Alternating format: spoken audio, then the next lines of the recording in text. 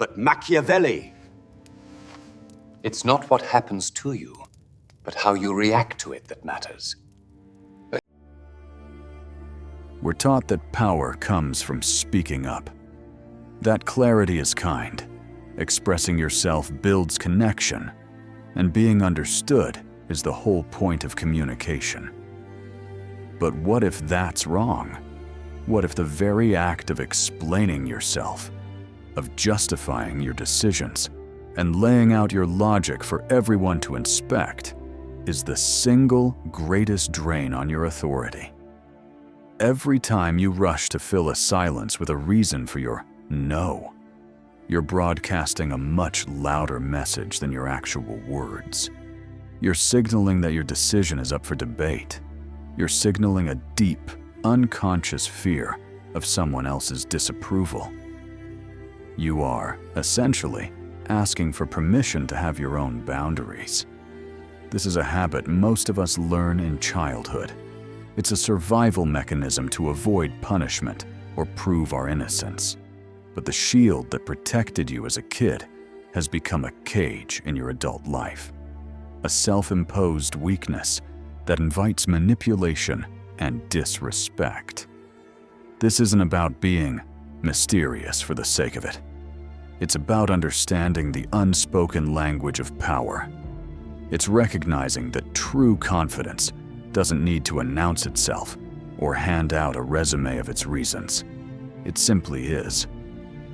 The philosopher of power, Niccolo Machiavelli, knew this. He taught that real strength often lies in what you strategically leave unsaid. Robert Greene, in his book, The 48 Laws of Power, echoes this exact principle. Powerful people impress and intimidate by saying less. The more you say, the more likely you are to say something foolish. In this video, we're going to dismantle the psychological programming that has you believing that over-explaining is a good thing. We'll explore the Machiavellian lesson of strategic silence, the tool that separates the powerful from the pliable. This isn't about becoming a better talker. It's about mastering the art of the unspoken, eliminating a huge vulnerability, and building a foundation of unshakable personal power. Because in the world of influence, your results speak for themselves. Your explanations only water them down. Think about the last time you said no to someone. Did a wave of anxiety hit you? Did you feel an immediate, compulsive need to soften it with a long-winded excuse? I can't make it Saturday because I promised my cousin I'd help with this thing. And then I have to get my oil changed. And honestly, I've just been feeling really run down. That impulse, that flood of words, that's not you being polite. It's a confession of weakness. It's a signal that you don't believe your no is good enough on its own. You're handing the other person a list of reasons to pick apart, argue with, and deconstruct until your boundary just crumbles.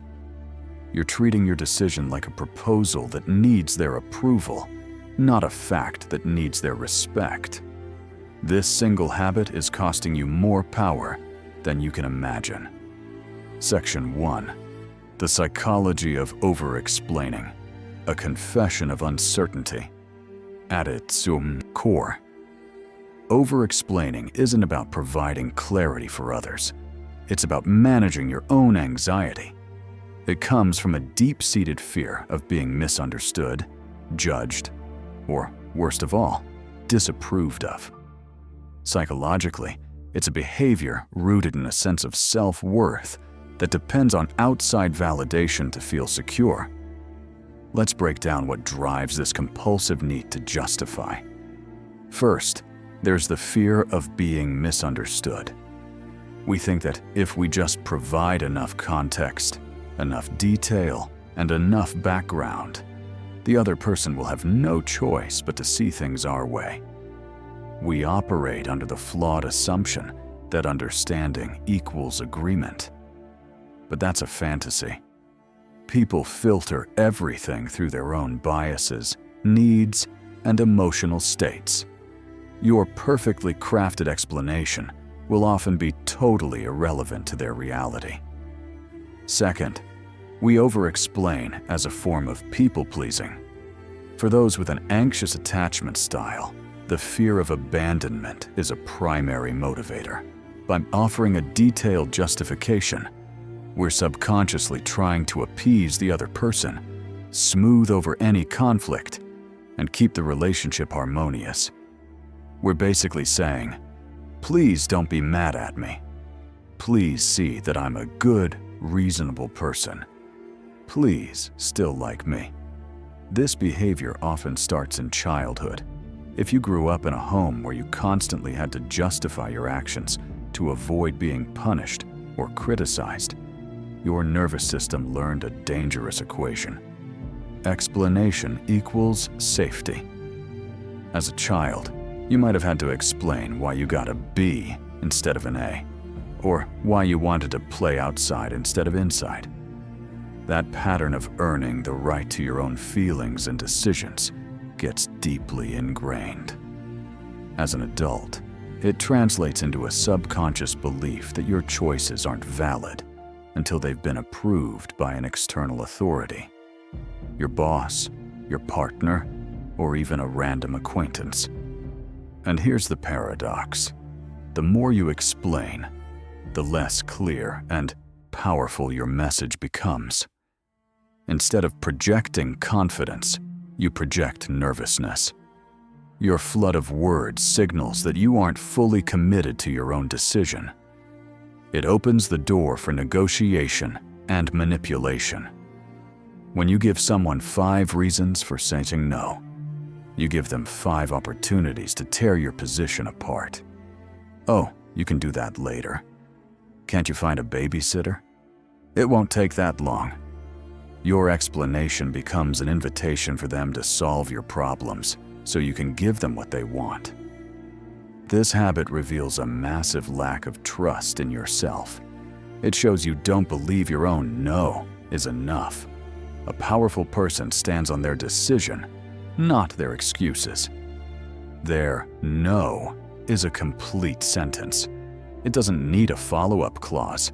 Think of it like body language. Someone with low self-esteem often makes themselves physically smaller. They might slouch or cross their arms. Over-explaining is the verbal version of that. It's an attempt to shrink your authority and make your decision less imposing. But in doing so, you're just telegraphing your insecurity to the world.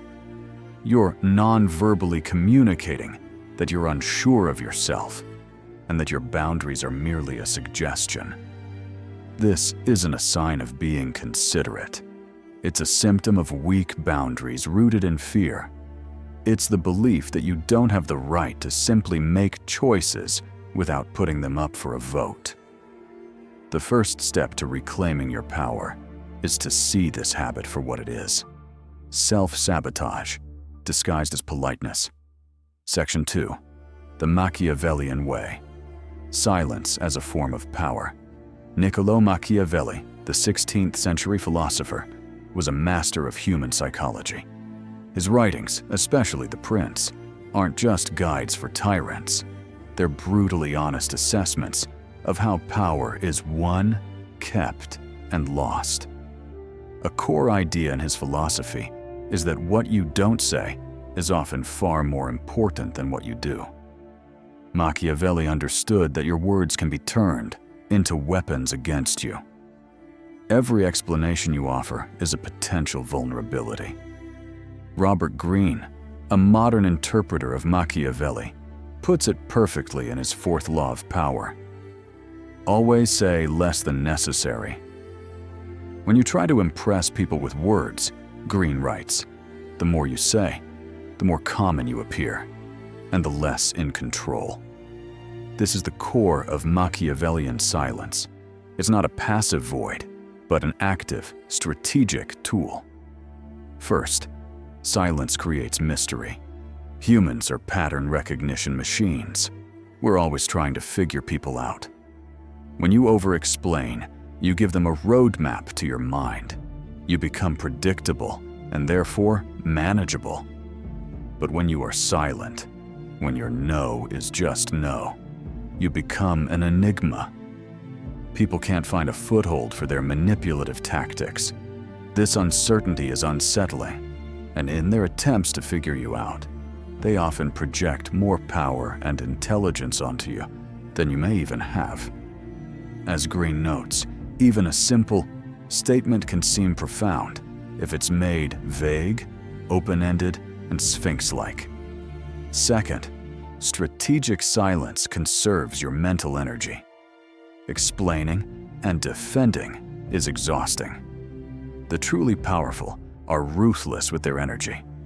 They don't waste it on pointless debates or trying to win the approval of people who are committed to misunderstanding them.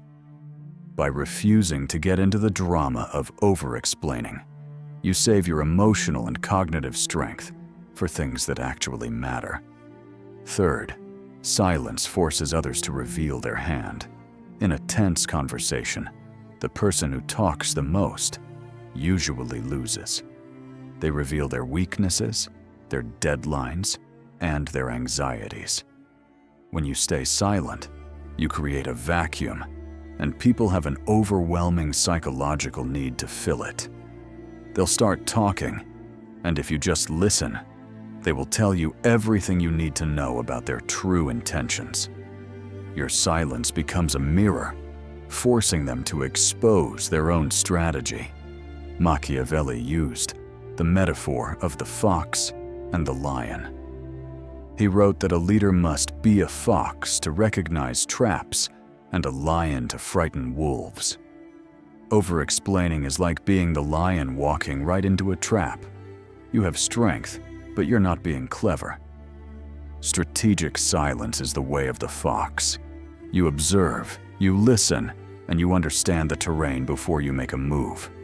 This lets you avoid the traps of manipulation and use your strength only when it's most effective. This brings us to the fourth principle. Silence gives your words weight. If you're constantly talking, your words become cheap, like currency that loses its value. But if you speak rarely and with intention, your words become gold. When you finally speak, people listen. A leader who constantly justifies their decisions seems weak and unsure. A leader who makes a decision and then embodies a calm, resolute silence projects unshakable confidence. That silence says more than 1,000 words ever could. It says, the decision is made. This is reality now. Get used to it. If you're finding this breakdown of psychological power valuable, make sure you subscribe and hit the notification bell. We release videos every week designed to give you the mental tools and strategic frameworks to become a more powerful, confident, and effective version of yourself. Don't miss out. Section 3, the 8 Ruthless Lessons of Strategic Silence. To truly master strategic silence and go from weak to undeniably strong, you have to internalize a new set of operating principles. This isn't about memorizing rules. It's about rewiring your entire approach to social dynamics. These 8 lessons will be your guide. Lesson 1. Stop explaining yourself, period. This is the foundation. Every unnecessary explanation is a crack in your armor that signals a desperate need for approval. From now on, train yourself to resist the urge to justify your decisions. When you say no, let no be the complete sentence. When you set a boundary, don't follow it with excuses. Your decision is the reason. If someone pushes, you can simply say, "That's my decision," or "Because that's what works for me." It will feel uncomfortable at first. Your anxiety will scream at you to fill the silence. But if you hold firm, you will teach people that your boundaries are not up for debate. Lesson 2. Never react first. Your emotions are signals, not commands. When someone provokes or challenges you, they're looking for a reaction. An immediate emotional response is a sign of weakness. It shows they have control over your inner state. The powerful approach is to create a deliberate pause between the stimulus and your response. That pause, even just for a few seconds, is where your power is. It allows you to move from emotional reactivity to conscious, strategic action.